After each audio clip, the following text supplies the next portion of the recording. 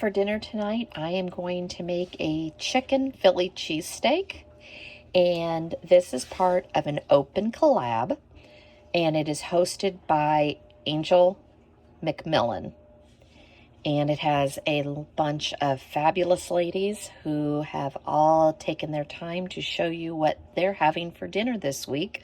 So I'm adding my 2 dinners this week and showing you what we're doing. So far, I've got some hoagie rolls. I have chicken. This is over 1.5 pounds. And I just, when I brought it home, sliced it real thin because I knew this is what I was going to make with it. That's one of my favorite things to do when I buy a big container of chicken is I either leave it whole and right on the freezer bag that I slice it, or I chunk it into cubes. So to me, that's the easiest way to do it. I picked up 3 peppers.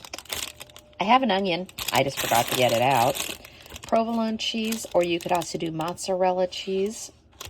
I've got salt, pepper, Italian seasoning, garlic powder, and onion powder. And this is just going to be a real quick dinner, and I'll probably throw some onion rings or some French fries in the air fryer.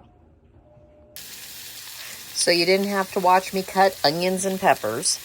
I just went ahead and cut them all up. I could have done this the night before, but I didn't feel like it. Just to make this an easier meal when you come home from work. But right now, all I've got in here is avocado oil, onions, and 2 types of peppers. We're going to saute this down, and then I'll pull this out, put more oil in the pan, and we'll get the chicken going. So there's the peppers, the onions, and I've gone ahead and put the chicken in the pan with a little bit more oil. Just going to season it with some salt, Italian seasoning,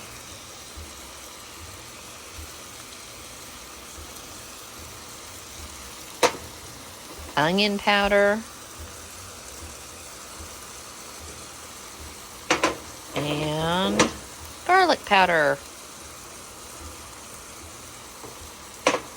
And then I'm just going to let this fry up. I will probably not mix my chicken and my peppers just because of my child. This is what happens when you have kids. You have to accommodate sometimes. But I'm not even sure he'll eat it, but we'll put ours on top. And we'll probably eat the peppers and the onions. And I don't want to waste them on him. So, here we go. Already got the cheese, I've already got the chicken on there, and now I am just going to put some peppers and some onions. And we've got a side, and I'm making a mess, and we've got a side of onion rings. And this is impossible to do one-handed. You could also put on some mayonnaise or whatever other condiments you want, but that is very sloppily what we're having for dinner tonight.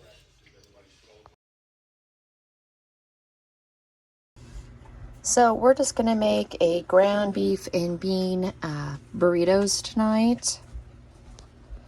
So I've got 2 pounds of ground beef, a half of an onion that was in my refrigerator, and needless to say, I think I got the world's smallest onions.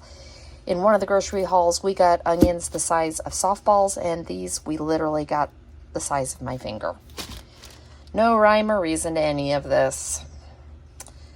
I've got the cilantro lime rice. I'm just trying to make tonight easy. I've got refried beans. I'm going to actually shred 2 or 3 blocks tonight, so that way I just have cheese for the whole week. I've got salt, pepper, and all the regular seasonings that go into taco seasoning and tomato sauce, or you could just have used enchilada sauce to make this easier for you. I think this tastes better, but you can use either. It is not an issue. I didn't have enchilada sauce and I wasn't going to buy any. So that's just going to be an easy dinner tonight.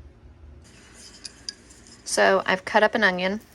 And I've got the 2 pounds of ground beef, and I'm just going to get this cooked down and get it drained, and then I will show you spice-wise. And I think instead of doing the beans separate, I'm just going to do the beans in the meat. And if I have leftovers, I'm just going to freeze them. I keep looking at this going, this is way too much food, and I know it is.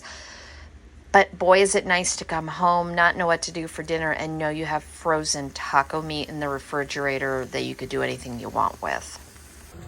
So inside here, I have measured out all my seasoning.